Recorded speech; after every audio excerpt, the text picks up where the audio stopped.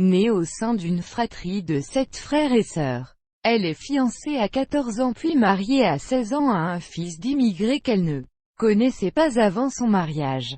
Ne parlant pas un mot de français lorsqu'elle arrive en France en 1979. Elle obtient un certificat d'aptitude professionnelle de la petite enfance puis un diplôme d'auxiliaire puéricultrice. Parallèlement, elle donne naissance à 3 enfants, 2 filles, Ebtissemen et un garçon, Amadi. En 2004, sous le pseudonyme de Cathy, elle est amenée à jouer le rôle de coach éducatif dans l'émission de télé-réalité Super Nanny, diffusée sur les chaînes M6 et RTL TVI. Au printemps 2008, elle anime également durant quelques mois d'autres émissions de coaching parental à la télévision tunisienne, Insani, Conseillez-moi, puis Echna Amil, toutes deux diffusées sur la chaîne Hannibal TV. Le principe du programme reprend celui de l'émission de télé-réalité britannique Super Nanny. La série met en vedette une éducatrice qui vient en aide aux parents en difficulté sur le plan de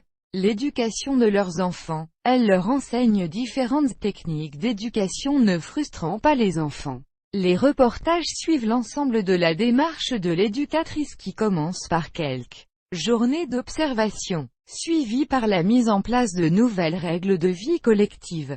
Super Nanny accompagne ensuite les parents afin de les aider à construire leur vie familiale autour de ces nouvelles règles. En août 2008, une rumeur indique que Kaltoum Sarai attend un 4e enfant et qu'à la suite d'un accident domestique, sa grossesse est interrompue. Cette dernière dément très rapidement ces allégations, en précisant qu'elle suivait un traitement à base de cortisone à ce moment-là. En 2009, elle participe au clip Berlin de Christophe Willem, premier single de l'album Caféine, dans lequel elle parodie son personnage de gouvernante sévère. En novembre de la même année, elle joue, à nouveau, son propre rôle avec Stéphane Rothenberg dans une publicité pour la Wii de Nintendo.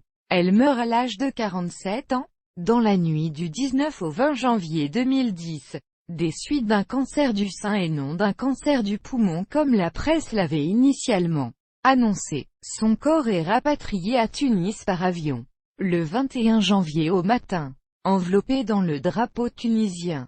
L'enterrement a lieu au cimetière Sidi Salah du Bardo, près de Tunis, dans l'intimité et selon le rite musulman.